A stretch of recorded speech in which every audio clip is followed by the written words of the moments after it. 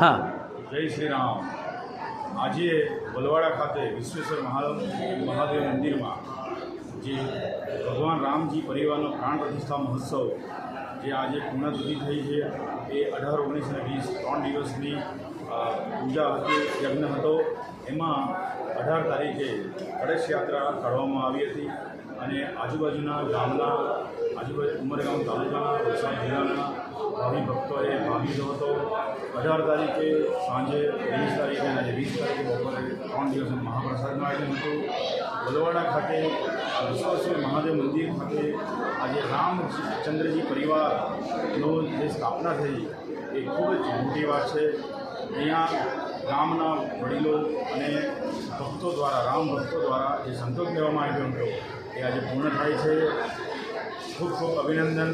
આ રીતે રામજીનું મંદિર દેશના દરેક ગામમાં બને અને આપણે રામ પ્રભુ એ આપણા બધાના આસ્થા છે, એમનામાં આપણે આસ્થા ધરાવીએ છીએ અને અયોધ્યામાં બી ખૂબ સરસ રામ મંદિર બન્યું છે. જય શ્રી રામ, જય હનુમાન. ઓકે, બોલો. હા, હું બિપિનભાઈ વસી. અત્યારે મારી ઉંમર 76 છે. ત્યાં સુધી મારી જાણમાં આ વિશ્વેશ્વર મહાદેવ મંદિર અમારા આગલી પેઢીના બાપ દાદાઓએ બનાવ્યું અને તે લોકોના સંચાલન હેઠળ અમે લોકો તૈયાર થયેલા. અને મારે ધ્યાનમાં છે ત્યાં સુધી વિશ્વેશ્વર મહાદેવ મંદિરમાં અલગ અલગ ભગવાનોની સ્થાપના જેમ જેમ થતી ગઈ, છેલ્લે જલારામ બાપાની સ્થાપના થયેલી. ત્યાર પછી આ જ સંકુલમાં, આ પવિત્ર સંકુલમાં સાંઈનાથ મહારાજની પણ ભવ્ય મંદિરનું નિર્માણ કરવામાં આવેલું 2010માં.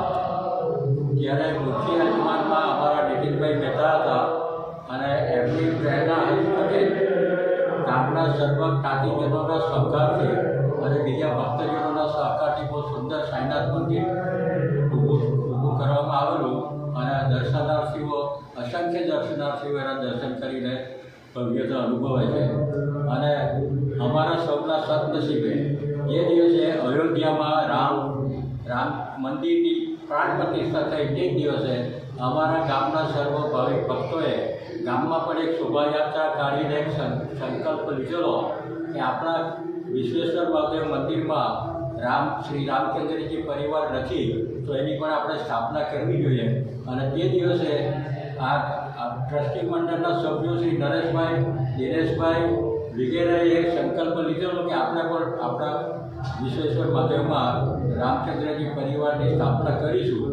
અને 8 ડિસેમ્બર 2024ના દિને સદનસીબે જ્યારે અમારી પ્રાથમિક શાળાના નવા મકાનનું લોકાર્પણ કરવામાં આવ્યું, તે લોકાર્પણ વિધિમાં ગુજરાત સરકારના માનનીય મંત્રી શ્રી કનુભાઈ દેસાઈ અત્રે ઉપસ્થિત રહેલા અને એમના વરદ હસ્તે અમે રામ પરિવાર મંદિર બનાવવા માટેનો સંકલ્પ લીધેલો. એના અનુસંધાનમાં ખાતમુહૂર્ત અને ભૂમિપૂજન એમના વરદ હસ્તે કરવામાં આવેલું.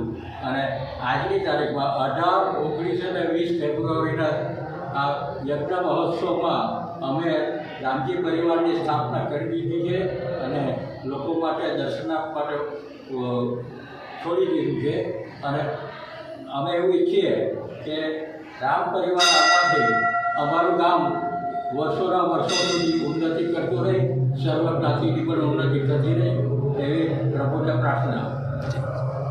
હા, વધુમાં મને આ 76 વર્ષની ઉંમરે પણ ગામના કોઈપણ સામાજિક કે ધાર્મિક કાર્યમાં મારા ભાગ લેવાનો મોકો મળે છે. અને પર્ટિક્યુલરલી આ રામજી પરિવારની જે રીતે સ્થાપના થાય છે એના અનુસંધાનમાં આ વિશ્વેશ્વર મહાદેવના ટ્રસ્ટી મંડળ ટ્રસ્ટીઓ પૈકી શ્રી દિનેશભાઈ પટેલ તથા નરેશભાઈ દેસાઈના આગ્રહથી મને આયોજનની કંઈક અંશે થોડી જવાબદારીઓ સોંપવામાં આવેલી અને રામજીના આશીર્વાદથી એ આયોજનમાં મને ત્યાં સુધી સફળ થયો છું એવું ઈચ્છું છું. એ બદલ વિશ્વેશ્વર મહાદેવના ટ્રસ્ટી મંડળના સભ્યશ્રીનો પણ આભારી છું.